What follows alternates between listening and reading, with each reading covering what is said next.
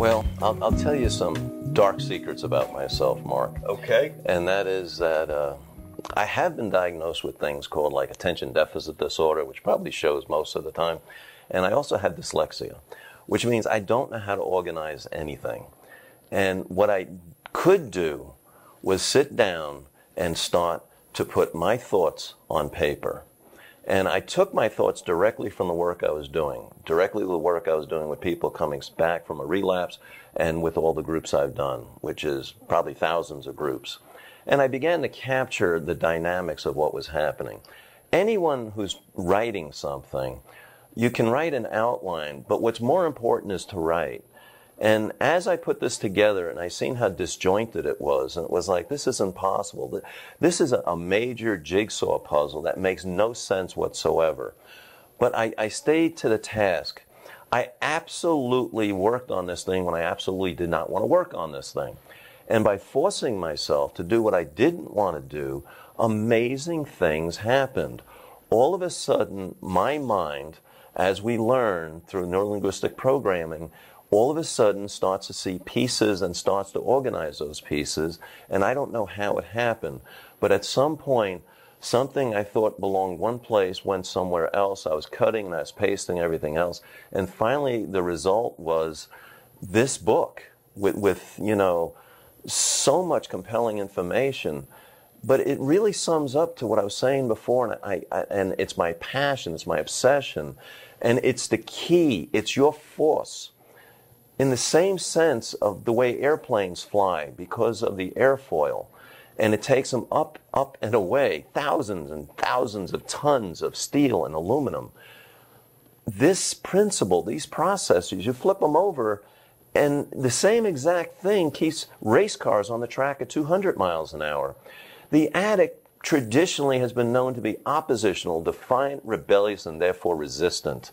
And therefore traditional means of helping them has failed because they're not cooperative, they're not open, they're not receptive. I don't want to say by nature, but by tendency.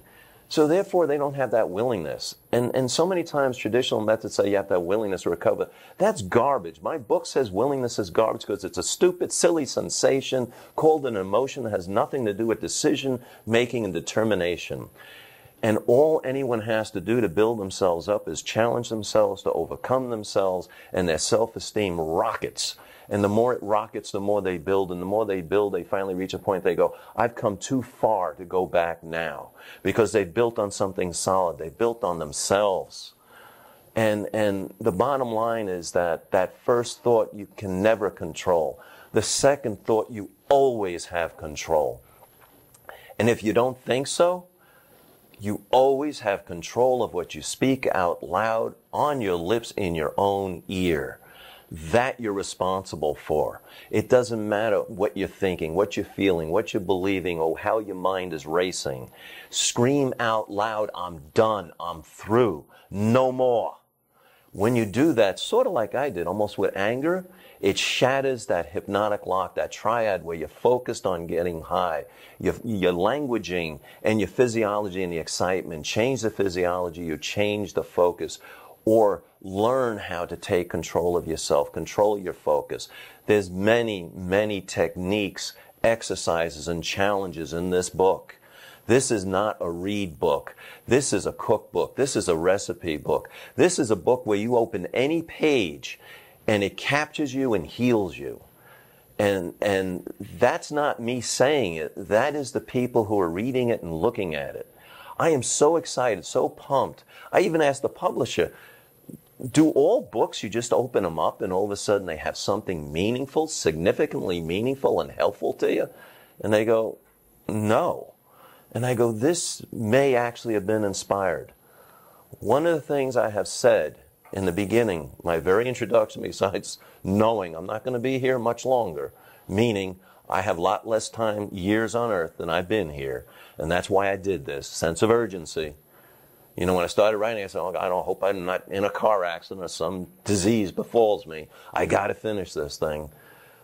People have asked me, and now it's time. I also said that the book that you're about to read, I believe, has already been written. And I am just pulling it page by page from some cosmic force that some people and I would prefer to call God.